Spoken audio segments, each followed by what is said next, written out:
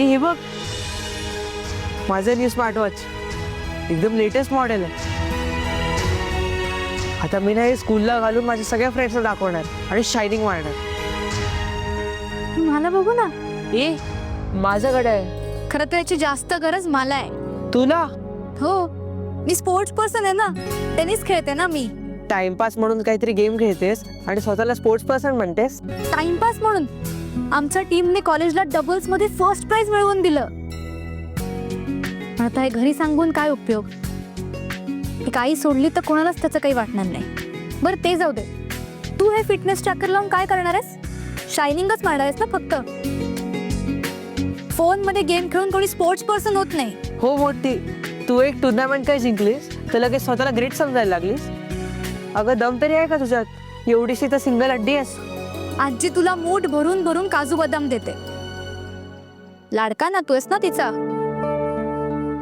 पण मला साधं खेळायलाही कोणी प्रोत्साहन देत नाही. सगळे लाड, सगळं कौतुक तुझ्या वाट्याला. मग तू काही जेलस आहेस का माझ्यावर? ए शट अप. लहान भाऊ आहेस ना माझा, तुझ्यावर का जेलस होईन मी? फक्त बाबांना माझ्यासाठी काही आणावंसं वाटलं नाही ह्याचं मला वाईट वाटतंय.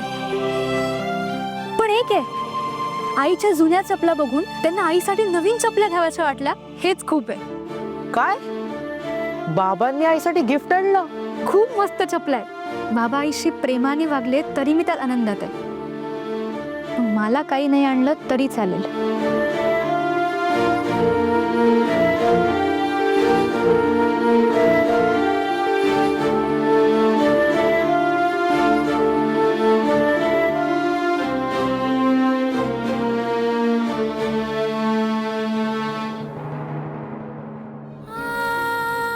तू सॉरी बाळा, तुझ्या बाबांनी तुझ्यासाठी काही आणलं नाही म्हणून मला खूप वाईट वाटतंय. आणि तू, त्यांनी माझ्यासाठी गिफ्ट आणलं त्यात आनंद मानतीयस. तुझा हा दुसऱ्यांच्या आनंदात आनंदी राहण्याचा स्वभाव आहे, तो कधीच बदलू नकोस बाळा. तुला आयुष्यात काहीही कमी पडणार नाही.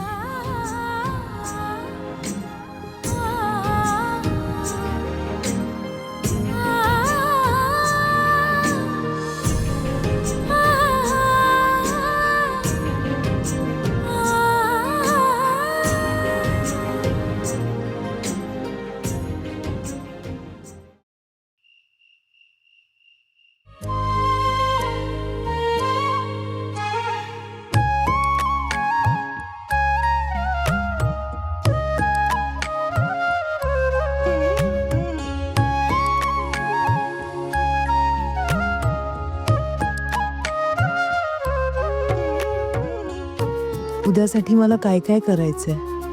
प्रथमला सँडविचेस हवेत, बाकीच्यांना डाळीचे डोसे करते आणि रेवतीला डाएटचे कॉर्नफ्लेक्स किंवा ओटचे डोसे करते. अरे हो, रेवतीशी बोलायचंच राहिलं.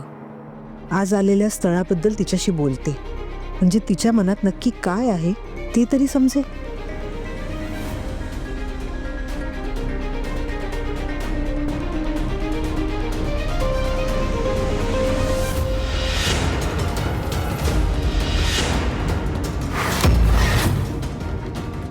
रेवती इकडे नाहीये. आई तर एकट्याच झोपल्यात. मग या गेल्या कुठे?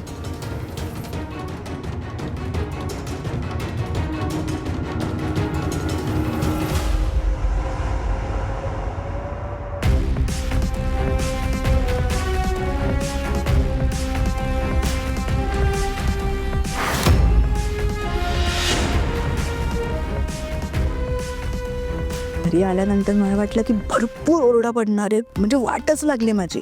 पण असं काहीच झालं नाही रे. अरे हो, आपण कलिग्स आहोत हे मी सांगितलं होतं अनुवहिनीला आणि तिचा विश्वासही बसलाय त्याच्यावर. पोळी आहे रे खूप ती, म्हणूनच तिने तिकडेच विषय संपवला ना.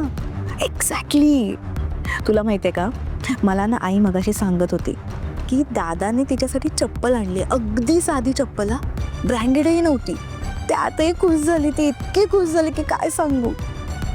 तुला म्हणाले ना, ती खूप भोळी आहे, तिला कोणही उल्लू बनवू शकतो अगदी आरामात.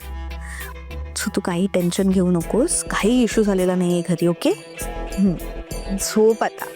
Bye. Good night. I miss you. Bye.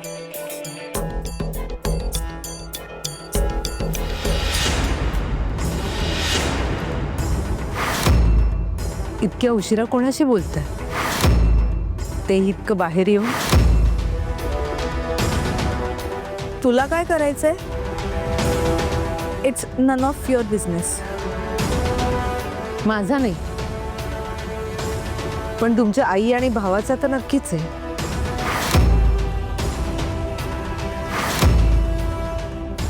त्यांना सांगू?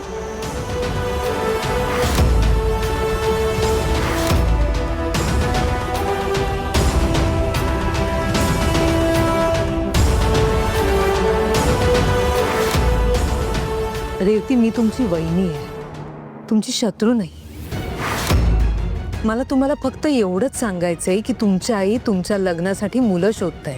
10 लोकांना सांगून ठेवलंय त्यांनी. जर तुम्हाला कुणी आवडत असेल ना तर घरच्यांना सांगून टाका. जर आपल्या घरच्यांना ते पसंत पडले तर तुमचं लग्न लावून देऊ. आणि त्यांना नाही आवडलं तर? का? तुम्हाला तुमच्या निवडीवर विश्वास नाही? माझा आहे विश्वास, पण आई आणि अविदादा माहिती आहेत ना तुला कसे आहेत. एकदा जी गोष्ट ठरवतात मग तीच फिक्स असते. मग रिजेक्ट करायला 100 रिझन्स देतील. मुलगा चांगला असेल तर का नकार देतील? त्यांनाही तुमचं भलं व्हावं असंच वाटतंय ना. एकटीने अंधारात उडी मारू नका. लग्नाचा निर्णय डोळसपणे घ्या. रेवती, आजकाल आपण काय काय ऐकतोय, काय काय बघतोय. अहो, एखादी साधी वस्तू घेतानाही आपण निरखून पारखून बघतो. तर आयुष्याचा जोडीदार निवडताना नीट पारखून निवडायला नको का? अगं अनुवहिनी, मी कौस्तुभचं सगळं बघूनच त्याला पसंत केलंय. मग चांगलंच आहे ना.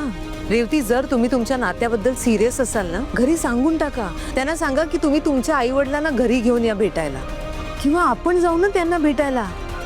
छान वाजत गाजत लग्न करू. मी कौस्तुभला घरी ये म्हणाले, पण त्याचे आई बाबा इथे राहत नाही. ते आले ना की तो येईल. हा, मग ठीक आहे ना. आधी त्यांना आपल्या घरी यायला सांगा. हे बघा, तुमची पसंत काय आहे ना हे तुमच्या आईंना आणि तुमच्या भावांना कळायला हवं. त्यांना एकदा पसंत झालं ना तर मग सगळंच चांगलं होईल. आणि जर तो मुलगा तुमच्या नात्याबद्दल सिरियस असेल, त्याला हे नातं निभवायचं असेल, तर तो नक्की येईल. त्यांनी टाळाटाळ केली किंवा काही एक्सक्युजेस दिले ना तर तो तुमच्याबरोबर टाइमपास करत असू शकतो. मग मी काय करू? काय करू म्हणजे मी तुम्हाला सांगितलं ते करा.